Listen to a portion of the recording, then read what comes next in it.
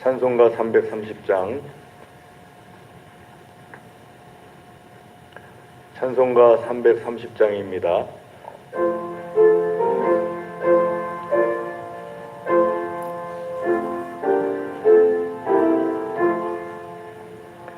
어두운 밤 시대리니 내 직분 지켜서 잔이슬 맺힐 때에 일찍 일어나 해 돋는 아침부터 힘써서 일하라. 일할 수 없는 밤이 속히 오리라. 어두운 밤 시대리니 내 직분 지켜서 일할 때 일하면서 놀지 말아라. 낮에는 수고하나 쉴 때도 오겠네. 일할 수 없는 밤이 속히 오리라. 어두운 밤 시대리니 내 직분 지켜서 지는 해 비낀 볕에 힘써 일하고 그 빛이 닿여서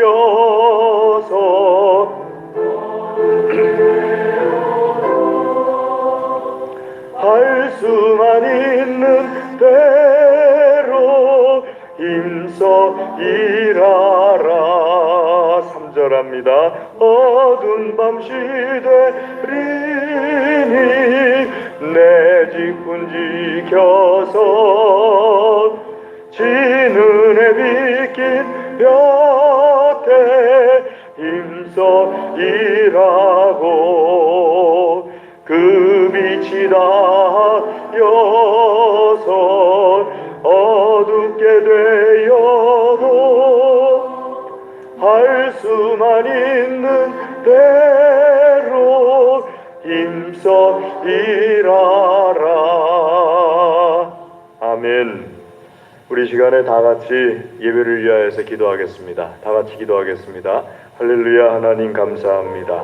우리에게 은혜를 주시는 아버지 하나님, 이 시간에 오후 찬양 예배로 주님 전에 나와 예배드립니다. 주의 아버지 하나님, 예배를 기쁘게 받아 주시옵소서. 예배 가운데 충만하여 주시옵소서. 특별히 하나님의 영광을 사모하며 주님 전에 나온 모든 심령들마다 살아계신 하나님의 영광을 체험케 하여 주시옵소서. 주께서 예배를 주관하시고 역사하여 주시기를 간절히 구합니다. 아버지 하나님께 기도할 때에도 성령 하나님께서 역사 주장하여 주시어서 기도마다 응답하여 주시옵소서.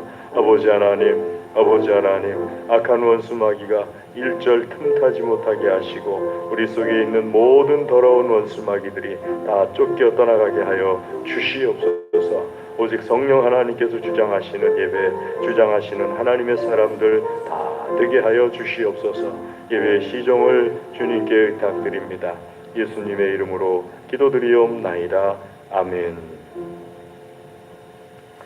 우리 찬송 더 하시겠습니다. 찬송 324장 뒤에 문을 닫아주시고요. 324장 찬송하겠습니다.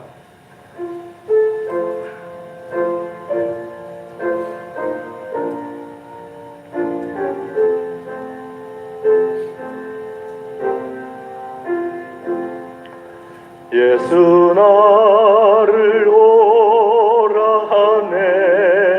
예수 나를 오라 하네. 어디든지 주를 따라 주와 같이 가려네. 주의 인도하심 따라 주의 인도하심 따라 어디든지 주를 따라 주와 같이 가려네.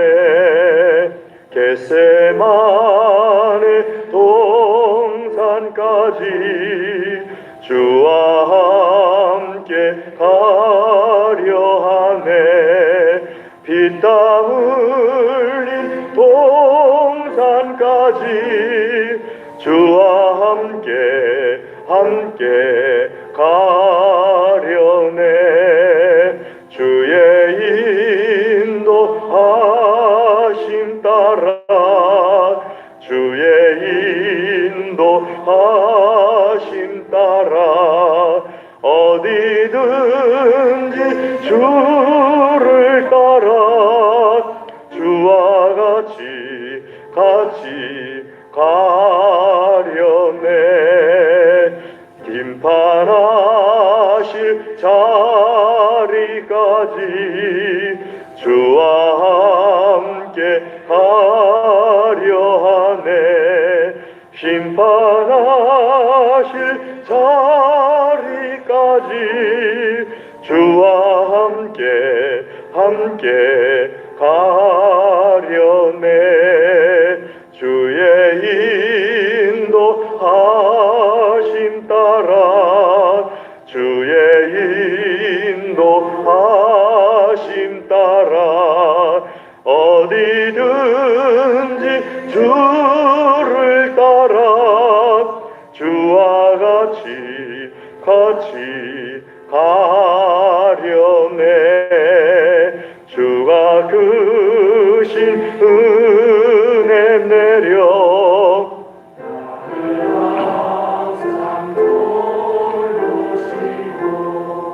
크신 영광 보여주며 나와 함께 가시네. 주의 인도하심 따라 주의 인도하심 따라 어디든지 주를 따라 주와 같이 가려네. 3절합니다. 심판하실 자리까지 주와 함께 가려 하네. 심판하실 자리까지 주와 함께 가려네. 주의 인도하심 따라 주의 인도하심 따라 어디든지 주를 따라 주와 같이 가려네. 주가 크신 은혜 내려 나를 항상 돌보시고 크신 영광 보여주며 나와 함께 가시네. 주의 인도하심 따라 주의 인도하심 따라 어디든지 주를 따라 주와 같이 가려네. 아멘. 그 옆에 325장 찬송하겠습니다. 325장.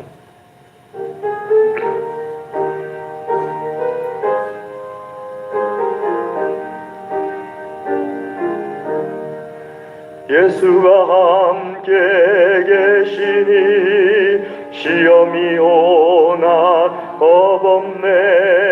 기쁨의 근원 되시는 예수를 위해 삽시다. 날마다 주를 섬기며 언제나 주를 기리고 그 사랑 안에 살면서 딴 길로 가지 맙시다. 이 세상 사는 동안에 주 이름 전파하면서 무한한 복락 주시는 예수를 위해 삽시다. 날마다 주를 섬기며 언제나 주를 기리고 그 사랑 안에 살면서 이 세상 친구 없어도 예수는 나의 친구니 불의한 일을 버리고 예수를 위해 삽시다. 날마다 주를 섬기며 언제나 주를 기리고 그 사랑 안에 살면서 딴 길로 가지 맙시다. 주께서 심판하실 때 잘했다 칭찬하리니 이러한 상급 받도록 예수를 위해 삽시다. 날마다 주를 섬기며 언제나 주를 기리고 그 사랑 안에 살면서 딴 길로 가지 맙시다. 아멘. 우리 시간에 다 같이 기도하겠습니다. 우리를 위하여서, 교회와 나라와 민족을 위하여서, 코로나 전염병을 종식시켜 주시기를 위하여서 우리 다 같이 한 목소리로 합심해서 기도하겠습니다. 할렐루야. 하나님 아버지 감사합니다.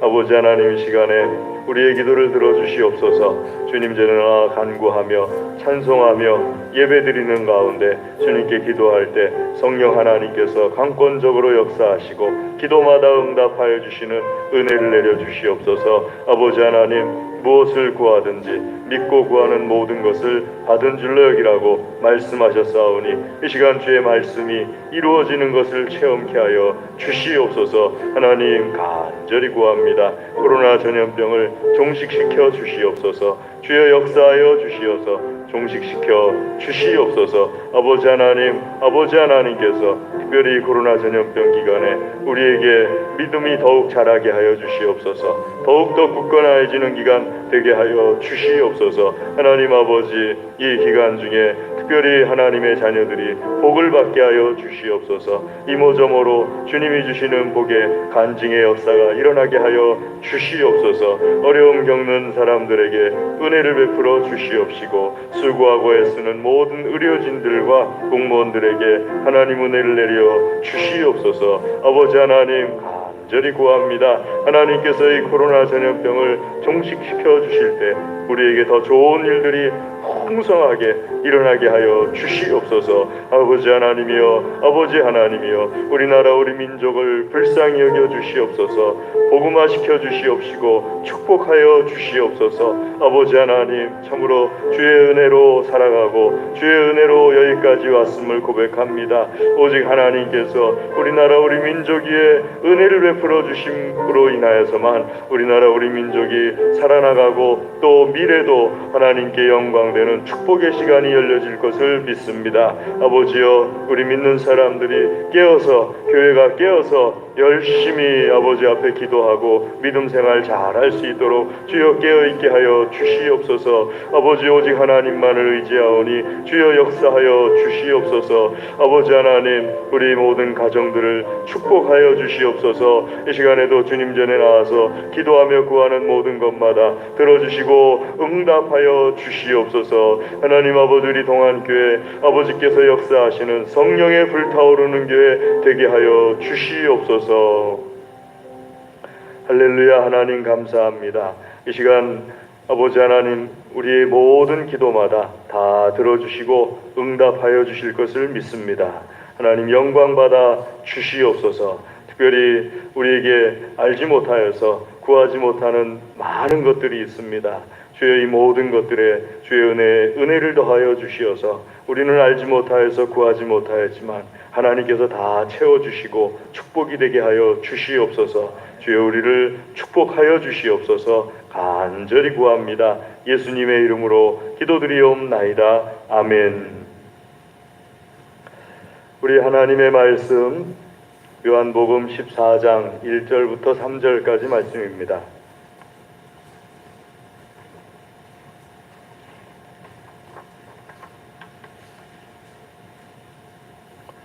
요한복음 14장 1절에서 3절 함께 읽겠습니다. 요한복음 14장 1절부터 3절까지. 너희는 마음에 근심하지 말라. 하나님을 믿으니 또 나를 믿으라. 내 아버지 집에 거할 곳이 많도다. 그렇지 않으면 너희에게 일렀으리라. 내가 너희를 위하여 거처를 예비하러 가노니 가서 너희를 위하여 거처를 예비하면 내가 다시 와서 너희를 내게로 영접하여 나 있는 곳에 너희도 있게 하리라. 아멘. 이 시간에 육구역 특송이 있겠습니다.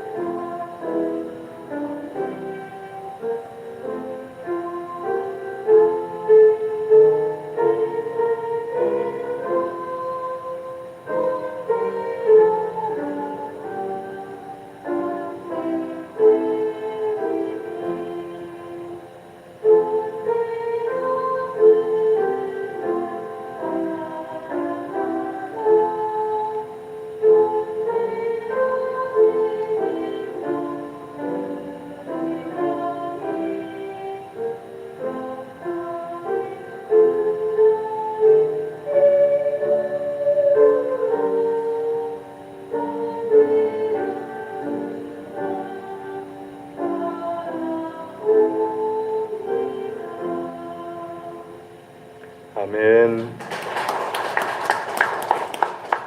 기도하겠습니다. 하나님 감사합니다.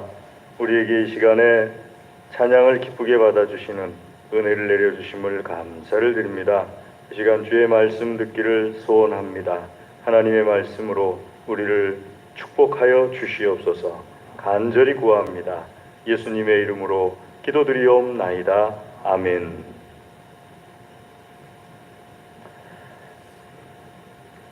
오전 예배를 마쳤는데요. 어떤 분이 저한테 대표 기도를 물어보시더라고요. 지난주에 한 거 이번 주에 또 해도 되는 거냐고 물어보시길래 대표 기도는 그 지난주에 한 거 이번 주에 그대로 해도 된다고. 그리고 특별히 대표 기도를 하실 때는 주보에 있는 요 내용들, 여기 우리의 간절한 기도 있지 않습니까? 요 내용이 꼭 들어가게 하면 좋다고. 그리고 그 나머지 부분들은 가령 이런 게 있을 수 있어요. 내가 한 주간 동안에 어떤 것을 깨달았다든지 느꼈다든지, 근데 그게 꼭 객관적이지 않을 수가 있어요. 그래서 내가 깨닫고 느꼈더라도 대표 기도를 할 때는 내가 깨닫고 느낀 것에 대해서 한번 이렇게 생각을 해보고 이것을 모두가 다 인정할 것인가, 이렇게 한번 생각해보고 하시는 게 좋은데, 옆에서 잘한 사람이 있다. 저 사람은 대표 기도를 참 잘한다. 그러면은 그 사람 거 좀 달라고 그래가지고 그걸 갖고서 해도 된다고. 대표 기도는 여러분 그 왜 우리 책 있지 않습니까? 대표 기도 잘하는 방법 같은데 보면은 그거 가지고 이렇게 하잖아요. 저도 그 특별히 어떤 특별 예배 있지 않습니까? 그런 같은 경우는 그거 그대로 갖고 가서 그렇게 기도합니다. 왜냐하면은 그게 객관적인 거예요. 그래서 그거는 누가 들어도 아멘 할 수 있는 그런 내용인 거죠. 그래서 그렇게 기도를 합니다. 그래서 제가 그분한테 오늘 말씀을 드리면서 대표 기도를 많이들 어렵게 생각하시는데 어떻게 보면은 대표 기도가 제일 쉽다고. 한번 이렇게 가만히 대표 기도 하시는 거 누가 하는 거 가만히 들어가서 저분은 참 대표 기도를 잘하네. 그러면은 가서 그 원고 달라고 그러라고. 그리고 그거 가지고 그대로 나와서 또 해도 되는 게 대표 기도니까. 근데 이제 개인 기도, 사실은 개인 기도가 어려워요. 개인 기도를 하는 게 대표 기도는 기껏해야 한 3분 정도 하는 건데 개인 기도는 뭐 30분 그러니까 늘려나가기가 참 힘든 것이 개인 기도죠. 그리고 어떤 영성도 대표 기도를 통해서 영성이 내가 잘하는 경우는 없어요. 개인 기도를 통해서 영성이 잘하는 거죠. 대표 기도보다 저 같은 경우는 개인 기도가 더 어려워요. 대표 기도는 그냥 이렇게 갖고 나가서 읽으면 되는데 개인 기도는 참 쉽지 않은 부분이 개인 기도입니다. 자, 그래서 오늘 그 주님께서 하신 말씀과 연결을 한번 시켜보면요, 예수님께서 제자들을 부르셔가지고 제자들에게 말씀하시는데 너희는 마음에 근심하지 말라 하고 말씀을 하십니다. 마음의 근심을 왜 할까요? 그래서 제가 이렇게 한번 써봤어요. 자기가 알던 세상이 무너질 때 그리스도인은 무엇을 해야 될까? 자기가 알던 세상이 무너졌어요. 가령 신경 끄는 기술이라는 책을 쓴 분은 자기가 알던 세상이 어떻게 무너졌느냐, 학교에서 어느 날 17살 때였는데 갑자기 교감 선생님이 자기를 부르더래요. 교감 선생님이 자기를 불러서 갔더니만 교장 선생님도 있고 교감 선생님도 있고 그 앞에서 가방을 다 내려놓으라고. 그 가방을 교감 선생님이 교장 선생님 앞에서 막 뒤지더래요. 그러면서 하는 말이 너 마약 어디다 감췄어? 하고 묻더래요. 얘가 마약을 소지했다는 의심을 받고서 그리고 이제 붙잡혀온 거예요. 미국도 그런가 봐요. 우리나라만큼.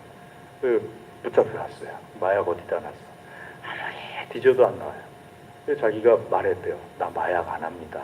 왜 저한테 이렇게 하십니까? 그래도 교감 선생님이 믿질 않고 이번에는 가방을 잘근잘근 발로 밟더래요. 잘근잘근 발로 밟는데 딱 밟는데 어느 한 곳에 가방 밑바닥에 딱 밟으면서 어떤 느낌이 왔는지 이거 뭐야 그러더래요. 뜯어봐. 가방 밑바닥을 탁 뜯으니까 거기서 이제 대마초가 나온 거죠. 마약이 나온 거예요.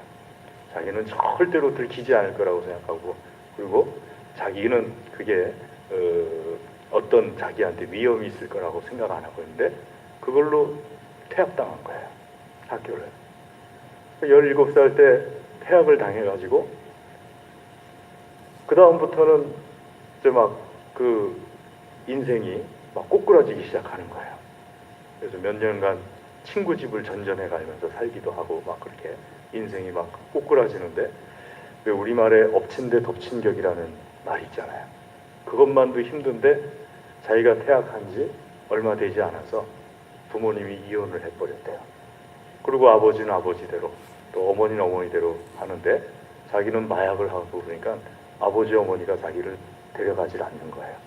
그래갖고 얘가 이제 그때부터 그 굉장히 힘든 시간을 보내다가 한 10년쯤 뒤에 20살 후반기 30살 정도 됐을 때 자기한테 물어본 거예요.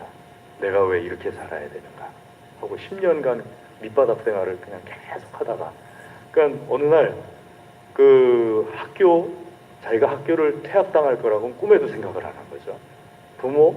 부모가 이혼해서 자기가 길거리에 부모 없이 남게 될 거라고 꿈에도 생각 안 한 거죠.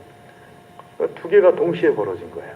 학교도 퇴학당하고 부모가 이혼을 해서 자기가 길거리에 남게 되고. 근데 이런 일이 의외로 많아요. 의외로 내가 지금 안정적이라고 여기고 누리고 있던 것이 어느 순간에 그냥 어느 한쪽이 무너져 내리는, 그러니까 네 발로 버티고 있다가 세 발로 버티고 있다가 발 하나가 부러지고 이렇게 퍽 주저앉게 되는 그런 상황이 우리가 살아가면서 참 많습니다. 그러면 그럴 때 그리스도인은 어떻게 해야 될 것인가 하는 것을 묻는 거죠. 여러분, 그럴 때 우리 그리스도인들은 어떻게 해야 될까요? 그 17살짜리 아에게는 여러분들이 충분하게 말해줄 수 있을 것 같아요.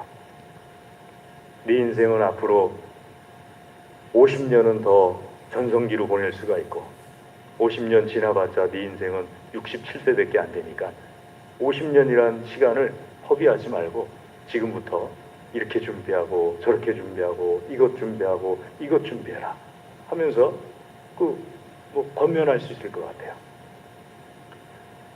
혹은 30살 됐다고 할지라도 여러분들이 권면할 수 있을 것 같아요. 대부분들이 30살은 아직도 굉장히 젊은 시간이니까 뭐 이렇게 준비해도 되고 저렇게. 제가 만약에 30살이라면은 뭘 준비할까 할 때 준비할 게 많을 것 같아요. 왜냐하면 겨우 30살 때 저는 전임 전도사 이제 막 발을 들여놓는 그런 시기였으니까 그때는 참 준비할 게 많을 것 같아요. 지금 만약에 그때로 돌아가게 된다면은. 그리고 30살 때 준비해서 50세까지만 20년을 준비해서 안 될 게 뭐 있습니까? 제가 저희 주변에 있는 아이들에게 말하기를 뭐 공무원 시험 본다고 그러고 뭐 교사 시험 본다고 그러고 또 무슨 취직 시험 본다고 그러면은 야 5년 준비해서 안 될 거 없으니까 5년 준비한다고 생각하고 여러분도 한번 생각해 보세요. 5년 준비해서 안 될 게 뭐가 있겠어요? 지금부터 5년 준비해서 5년 정도 준비하면 웬만한 건 다 준비할 수가 있거든요. 30살 정도 되면은 그때부터 시작하면 웬만한 건 다 할 수 있거든요. 근데 17살 때 뭐가 무섭겠어요? 17살 때 학교에서 쫓겨났다고 해서 무섭겠어요? 부모님이 이혼했다고 해서 무섭겠어요? 부모님이 나를 안 데리고 산다고 해서 무섭겠어요? 근데 막상 그때는 17살에게는 앞이 깜깜한 거죠. 30살짜리에게는 앞이 깜깜한 거죠. 우리는 거기에 대해서 그건 하나도 깜깜할 일이 아니야 하고 말해줄 수 있지만 막상 겪고 있는 사람에게는 앞이 깜깜한 거죠. 개중에는 주변의 조언을 듣고서 이 신경끄기의 기술이라는 책을 쓴 사람처럼 자기가 지금부터라도 늦지 않았어 라는 생각을 가지고 하나하나 차근차근 뭐 앞으로 5년 준비해서 안 되면 10년 하지 뭐 까짓 거 이런 마음을 가지고 하나하나 차근차근 해나가가지고 이렇게 자리 잡게 되는 사람도 있을 수 있죠. 제 선배는 2년 교회 선배인데요. 경기대학을 나와가지고 경기대학 나와서는 안 되겠다는 생각이 들었는지 성균관대학교 행정학과를 편입을 하더라고요. 성균관대학교 행정학과를 편입한 다음에 졸업할 때쯤 돼서는 자기 아버지를, 우리 교회 집사님을 찾아가셔가지고 내게 물려줄 재산을 미리 주십시오. 유산을. 아버지. 근데 이분이 둘째 아들이었어요. 아들 셋인데 둘째 아들이 와가지고 내게 물려줄 유산을 미리 달라고. 좀 당돌하긴 한데 유산을 미리 줬어요. 그걸 가지고서 어느 날 배낭 하나 탁 메고서 독일로 가버리더라고요. 그 학교에 들어가가지고 거기서 공부를 해서 행정학 박사과정까지 마치더니만 들어와서 지금 교수 노릇이란다.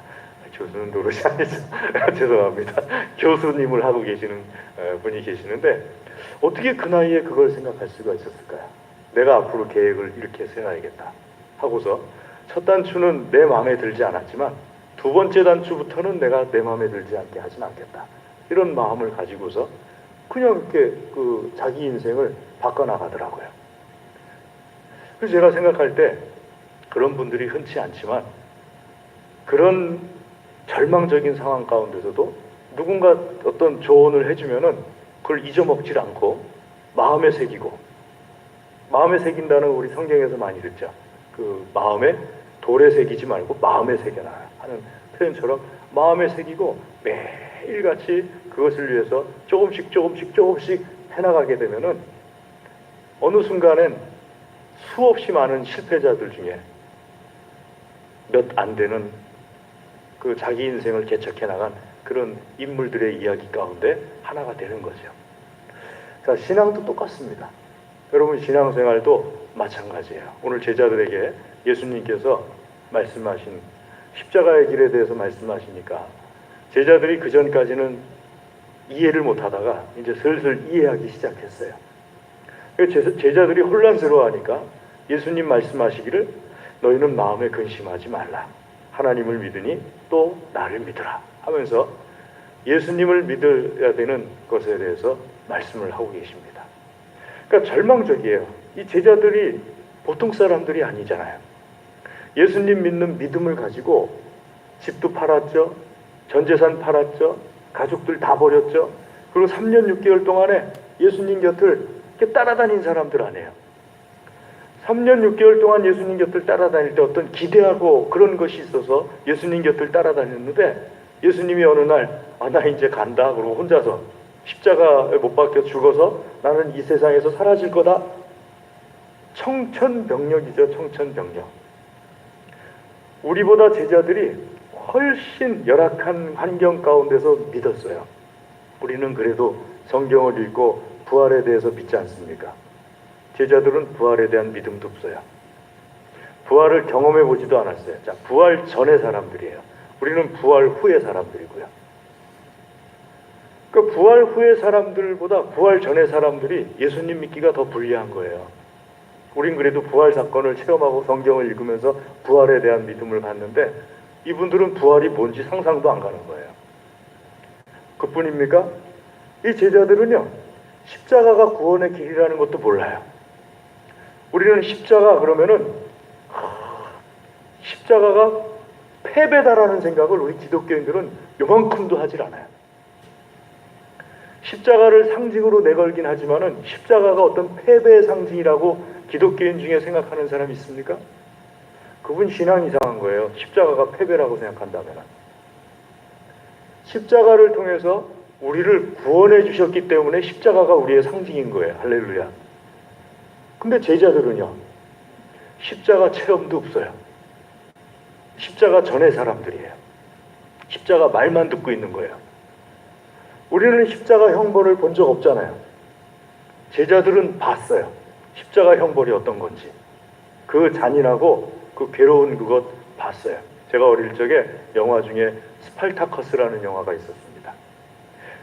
미국 사람인지 어느 나라 사람인지 모르는데 여기 이렇게 패인 사람이 있어요. 미국 그 외국 배우 중에 여기 이렇게 패인 사람, 그 턱이 이렇게 가운데가 이렇게 그 보조개처럼 쑥 들어간 사람이 스파르타커스 역할을 했어요. 근데 그 사람이 맨 마지막에 십자가에 박혀서 죽는 거예요. 그리고 그냥 길에 사람들이 다 십자가에 밟혀가지고 노예들이 쫙 늘어서 있는 그 장면이 저는 지금도 기억이 나요. 그 영화를 볼 때. 그러니까는 그 장면을 딱 보니까는 내가 생각하던 십자가가 아니에요. 내가 생각하는 십자가는 이렇게 이쁜 십자가잖아요. 아니면 교회 종탑 위에 있는 빨간 십자가, 네온으로 되어 있는. 그런데 그 영화에 나오는 십자가 보게 되니까 아주 잔인하고 괴로운 노예들이 매달리는 십자가인 거예요.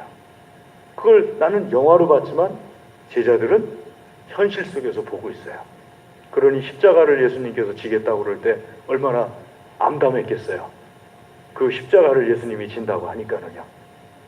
그뿐입니까? 승천 사건을 본 적도 없어요. 예수님 부활 승천하시는 그 사건, 우리는 성경을 통해서 부활 승천하는 것에 대해서 알고 있죠. 요즘은 참 시대가 좋아요. 그제 TV를 잠깐 보는데 저도 예전에 책에서 본 적이 있는데 미국에서요 공간이동 실험을 했대요. 그러니까 여기 있다가 저쪽으로 보내버리는 그런 실험을 했고, 실제로 실험에 참가했던 사람들이 공간이동 실험을 통해서 뭔가 보고 온 것들을 얘기를 하는 경우가 있대요. 와, 승천 사건은 그거에 비하면 얼마나 쉬워요. 보는 앞에서 쫙 올라가는 거니까 더 쉽죠. 공간이동은 그냥 그거보다 훨씬 더 어려운 건데, 우리는 승천 사건에 대해서 예수님 말씀, 성경 말씀을 통해서 알고 있어요. 그런데 제자들은 아직 승천 사건도, 부활 사건, 십자가 사건도 겪기 전이니까 승천 사건은 아직도 겪기 전이죠. 그러니까 이런 상황 속에서 더군다나 성령 체험도 겪기 전이에요. 제자들이 얼마나 암담했을까. 우리말로 하면은 마치 낙동강 오리알 된 것 같은 기분이었을 것 같아요. 예수님이 뭔가 될 줄 알고서 예수님을 모든 걸 다 버리고 쫓아다녔는데 아니잖아요. 제가 다니던 교회, 모교에 장로님 한 분이 계셨는데요. 이분이 김영삼 대통령 만드느라고 굉장히 애쓰신 분이에요. 김영삼 대통령이 됐어요. 되고 나니까는 그 다음에는 이분이 이렇게 어떤 한 자리를 하려고 굉장히 또 애쓰셨는데, 대통령 주변에 애쓴 분이 한두 명이 아닐 거 아니에요. 그러니까는 다른 분한테 밀렸어요. 그래서 그 다른 분이 이분이 되고 싶어하는 그 한 자리가 됐어요. 다 교회 안에 계셨거든요. 그분들이 다. 근데 민망하더라고요. 이거 낯빛이 변하시고 완전히 모든 것을 삶의 의욕을 잃어버리신 것 같은 그런 모습이시더라고요. 굉장히 좋으신 분이셨는데, 그런 모습, 이때를 위해서 김영삼이라는 사람을 대통령을 만들고 그 다음에 본인이 계획하는 어떤 것을 하기 위해서 이때를 위해서 최선을 다했는데 안 된 거잖아요. 앞으로도 기회가 없고. 그러니까 굉장히 힘들어 하시더라고요. 제자들이 오죽했겠어요. 이때를 위해서 했는데, 더군다나 집도 버리고 가족들도 버리고 모든 것을 버려두고 이때를 위해서 했는데 예수님 혼자서 십자가에 달려 죽으신다고 하니까 암담하죠. 자, 그럴 때 우리 예수님 믿는 사람들은 어떻게 해야 되느냐? 두 가지 종류가 있습니다. 첫 번째는 낭만주의자들이 있어요. 흔히 긍정주의자들이라고 얘기를 하죠. 다 잘 될 거야. 걱정하지 마. 나쁜 일도 안 일어날 거고 언제나 좋은 일만 일어날 거야. 이분들이 하시는 대표적으로 좋아하는 말씀이 로마서 8장 28절, 합력하여 선을 이루리로다. 근데 합력하여 선을 이루리로다만 암송해요. 그 앞에 로마서 8장 23절부터 쭉 말씀에 있는 고난에 대한 쭉 말씀들. 그러니까 고난에 대해서 잘 견뎌내면은 그 고난이 다 변해서 선이 될 것이다 하는 내용이 로마서 8장 23절부터 28절까지 말씀인데, 앞에는 관심 없어요. 뒤에만 합력하여서 선을 이루리로다. 근데 사실 긍정적인 생각만 갖고서 모든 게 다 잘 되진 않아요. 고난을 받아들일 때 그 긍정적인 생각이 빛을 발하는 거예요. 그래서 온전하게 두 번째 종류의 그리스도인들은 이런 때 사실주의적인 태도를 취해야 됩니다. 그러니까 사실을 받아들여야 돼요. 현 상황 속에서 사실을 받아들여야 돼요. 오전에 잠깐 얘기했지만은 코로나라는 것을 받아들여야 돼요. 여러분, 코로나 전염병이 하나님 믿는 사람하고 하나님 안 믿는 사람하고 가려가면서 오질 않아요. 그게 사실이에요. 무조건 들어와요. 빈틈만 보이면. 나는 믿음이 좋으니까 안 걸리고 믿음이 나빠서 걸린 거다. 기도는 아마 그분들이 더 열심히 했을 거예요. 제가 손현보 부산 세계로교회 손현보 목사님이죠. 책을 읽어보니까 제가 여러분들 앞에서 한 번쯤 얘기한 적이 있는데 권사님이 한 번 주일날 안 나왔어요. 뭐에 안 나오셨나 봤더니 고추밭에서 고추밭 일 하느라고 안 나오셨대요. 그러니까 목사님이 권사님한테 묻지도 않고 고추밭을 가가지고 하루 동안에 발로 다 뭉개버렸어요. 그 넓은 고추밭을. 권사님이 화가 나가지고 목사님한테, 목사님, 어떻게 고추밭을 이렇게 만들어놨냐고. 목사님이라 해도 이래도 되는 거냐고. 그랬더니 목사님이 권사님에게 하시는 말씀이, 권사님이 고추밭 때문에 주일 예배를 못 드리는 것보다는 고추밭을 뭉개버리고 주일 예배 드리는 권사님 되시는 것이 훨씬 낫지 않냐. 제가 그거를 글로 읽으면서요, 세상에 이런 분이 다 있네, 대단한 분이네 생각을 했어요. 그분은 여러분들이 알고 있는 무슨 선교단체 그런 분이 아니에요. 그분이 그 예배를 드리려고 열심을 내는 이유는 단 한 가지 때문이에요. 예배 드리려고 하는 것 때문이지 무슨 이상한 모임이나 그래서가 아니에요. 제가 그분에 대해서 그 책이나 이렇게 들어보니까. 그러니까 여러 가지 상황들이 있는데 그 위험 가운데서도 사실 세계로교회에서는 한 명도 확진자가 나온 적은 없어요. 그렇게 모이니까는 그 시설 폐쇄 명령을 받은 거지, 세계로교회에서 확진자가 나와서 시설 폐쇄 명령을 받은 게 아니에요. 그 모이는 그 규칙을, 정부에서 정한 규칙을 지키지 않고 모이니까, 규칙을 지키지 않고 모였다는 것은 10%만 모여야 되는데 거리두기를 두고서 2m, 3m 정도 두고서 교인들에게 순환적으로 나와서 예배 드릴 수 있게끔, 그것 때문에 시설 폐쇄. 그러니까 시설 폐쇄를 받았다고 해서 이분이 비현실적인 분이다. 다른 분들하고는 틀려요. 다른 분들은 기도할 때 우리는 열심히 기도하니까 코로나가 감염되지 않을 거다. 이건 비현실적인 거예요. 사실주의적이라는 것은 뭐냐면요, 코로나에 우리도 감염될 수 있다라는 걸 받아들이는 거예요. 그리고 이제는 우리가 다 어느 정도 알잖아요. 어떻게 하면 코로나에 감염되지 않는다는 거. 마스크 서로 쓰고서 2m 거리 지키고 마스크를 서로 쓰고 만나서 대화를 하면은 코로나 감염되는 확률이 1%도 안 된대요. 그러면 마스크만 쓰고 서로 간에 2m 이상 거리 두고 그리고 예배를 드리면은 실제로 그런 것이 많이 밝혀졌잖아요. 수원 침례교회 같은 경우에 확진자가 들어왔는데 1000명 이상이 모여서 예배를 드렸어도 한 명에도 전파가 안 됐잖아요. 그 이유가 마스크를 쓰고서 거리두기 딱딱하고 그렇게 예배를 드렸더니 아무에게도 전파가 되지 않았잖아요. 그러니까 사실주의라는 거는 바로 그런 거예요. 사실주의라는 거는 코로나 전염병이 위험하다는 것을 인정하는 거예요. 기도 많이 하는 사람에게는 코로나 전염병이 안 걸린다. 이거 잘못된 생각이에요. 기도를 많이 하든 신앙생활을 못하든 코로나 전염병은 그 촉수를 가져다가 이렇게 대가지고 기도 많이 하네 이렇게 비켜가고, 이렇게 대가지고 기도 잘 안 하네 그럼 쑥 들어오고, 그런 게 아니에요. 코로나 전염병은 촉수를 댈 수 있으면 다 들어와요. 촉수를 댈 수 없으니까 못 들어오는 거지. 그러니까 그게 사실주의 신앙이에요. 현실을 인정하는 거예요. 우리가 지금 어떤 시대를 갖고 있다는 것을 인정을 하는 거예요.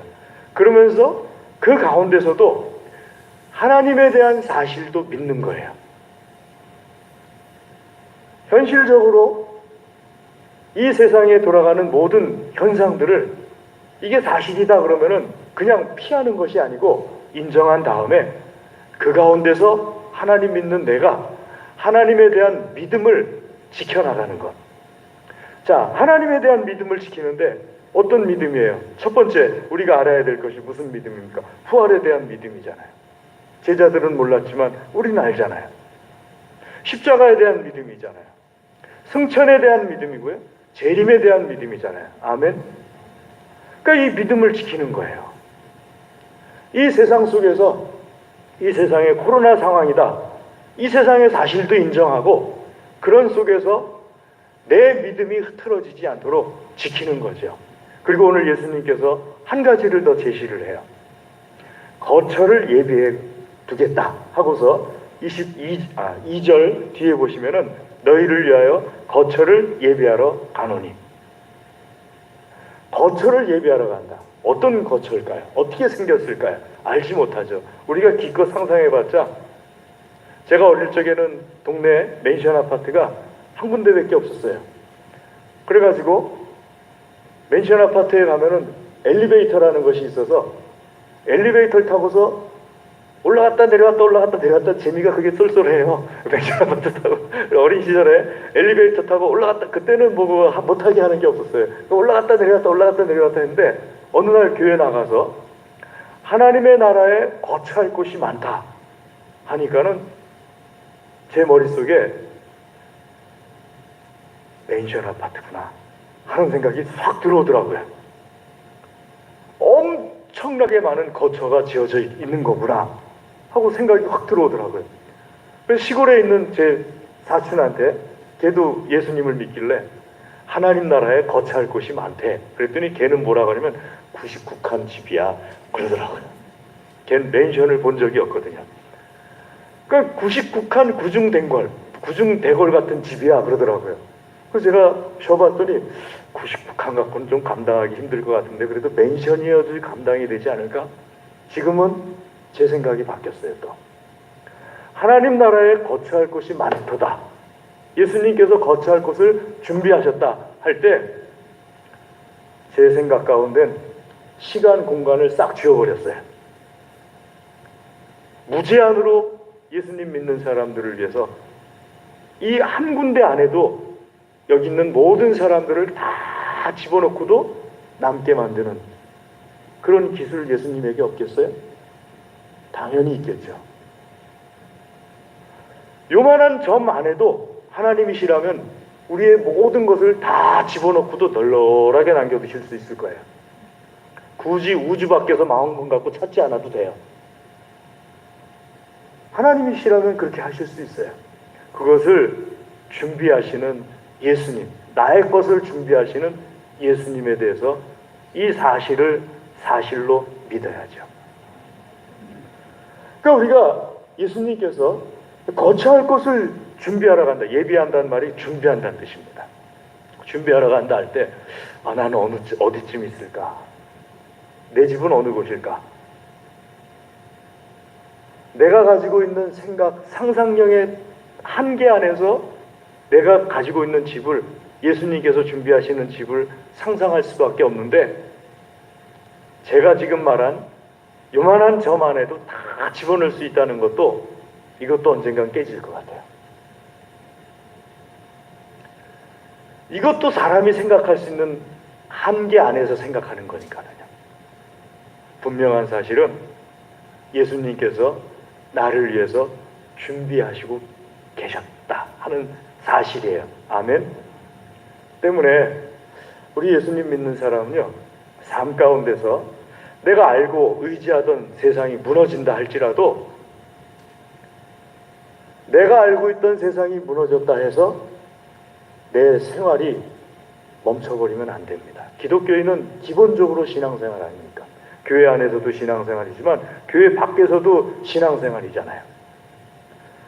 내가 그렇게 좋아했던 사람이 나를 떠나갔다 해가지고 내 일반 삶이 무너지면 안 됩니다. 내가 기대했던 직장이 나를 떠났다 해도 내 일반 삶이 무너지면 안 돼요. 거기에서 무엇을 할 것인가? 하나님 도움을 받아서 내가 어떻게 할 것인가?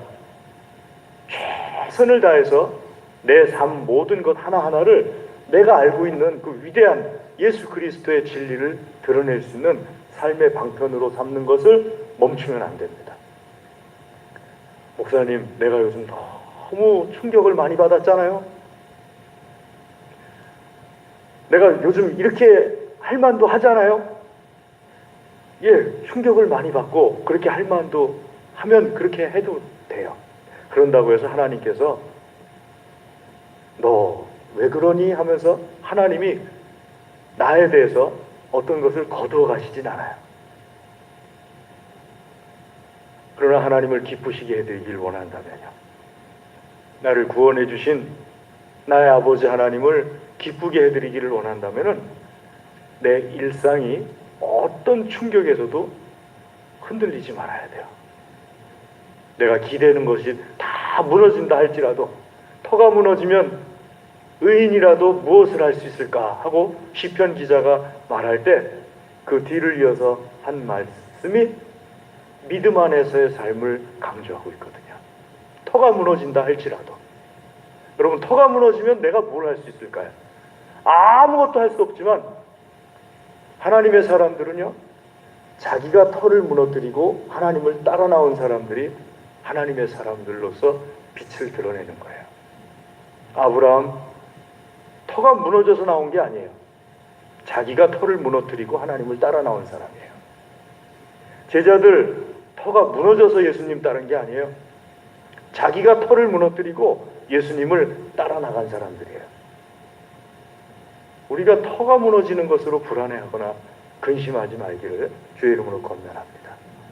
오히려 하나님 따르는 사람들은요, 터가 무너질 때 거기서 더 뭔가가 하나님께서 열어주시는 세계를 발견할 수 있는 거니까요.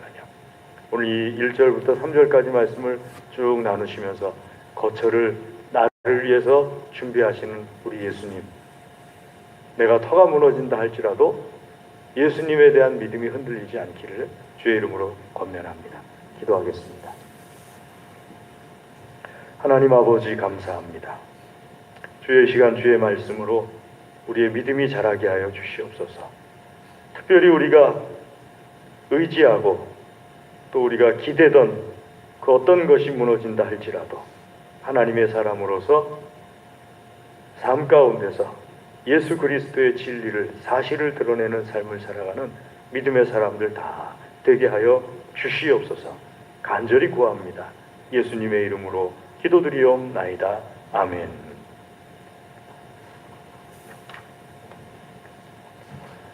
우리 찬송하겠습니다. 찬송 456장 찬송하겠습니다. 456장.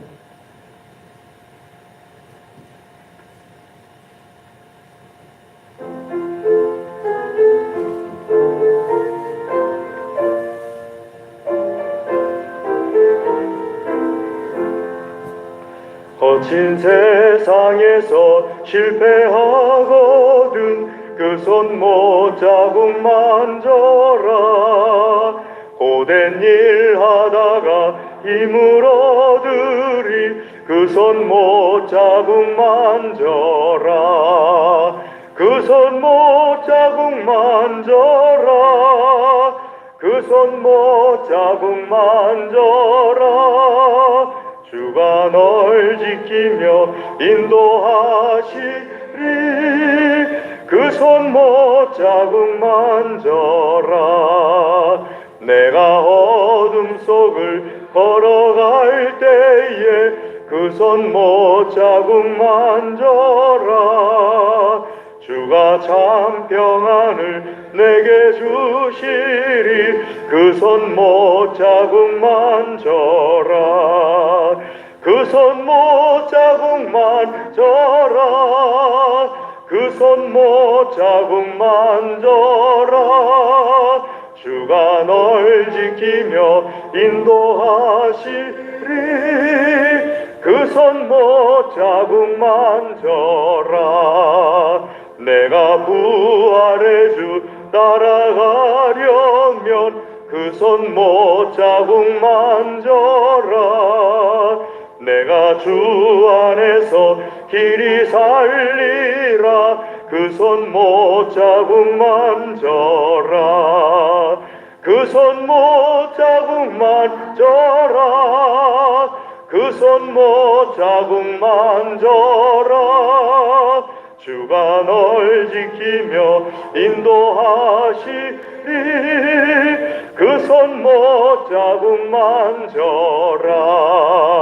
너의 죄악의 짐 무거울 때에 그 손 못 자국 만져라.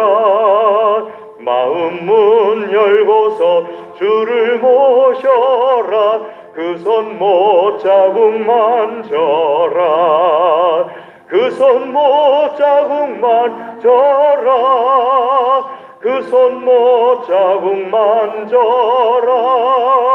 주가 널 지키며 인도하시리. 그 손 못 자국 만져라. 아멘. 이 시간에 주의 말씀 의지하여서 기도하겠습니다. 하나님, 나에게 큰 어려움이 있다 할지라도 그 어려움 때문에 터가 흔들리지 않는, 믿음이 흔들리지 않는 하나님의 사람 되게 해주시옵소서. 또 한 주간 동안 나를 축복해 주시옵소서. 우리 다 같이 기도하겠습니다. 할렐루야. 하나님 아버지, 주의 아버지 하나님, 우리를 축복하여 주시옵소서. 우리의 영과 혼과 육과 물질과 모든 관계까지 하나님의 복이 넘치게 하여 주시옵소서. 아버지 하나님, 아버지 하나님, 신은혜의 역사를 내려주시옵소서. 내가 알지 못하고 우리가 알지 못하는 크고 놀라운 복이 우리에게 넘치게 하여 주시옵소서. 주여, 주여, 주여, 우리의 눈을 열어주시고 우리의 생활을 열어주시어서 주님 복 주실 때 아버지여 그 복을 담아둘 수 있는 만나 담는 그릇 되게 하여 주시옵소서. 할렐루야. 하나님 아버지, 한 주간 동안 우리를 축복하시고 특별히 코로나 전염병을 종식시켜 주시옵소서. 이 전염병으로 인하여서 조급해하지 않냐고 아버지여 늘 믿음으로 더욱 나아가게 하여 주시옵소서. 특별히 전염병 때문에 어려움 겪는 사람들이 있습니다. 경제적으로 어려움 겪는 사람들 도와주시옵소서. 주여, 주여, 은혜를 내려 주시옵소서. 이 일로 수고하고 애쓰는 모든 의료진 공무원들 도와주시옵소서. 주께서 힘주시고 능력 주시옵소서. 또 방향을 정할 때 올바른 방향을 정할 수 있도록 위정자들을 도와주시옵소서. 주여, 이 시간에 우리에게 기도의 응답하여 주시옵소서. 간절히 구합니다. 예수님의 이름으로 기도드립니다. 아멘. 지금은 우리 주 예수 그리스도의 은혜와 하나님 아버지의 무한하신 사랑과 성령님의 교통하심이, 하나님께서 사랑하시며 복 주시기를 원하시는 사랑하는 하나님의 모든 자녀들 위해, 그 가정과 기업과 소원과 기도 위에 영원토록 함께하옵시기를 간절히 축원하옵나이다. 아멘.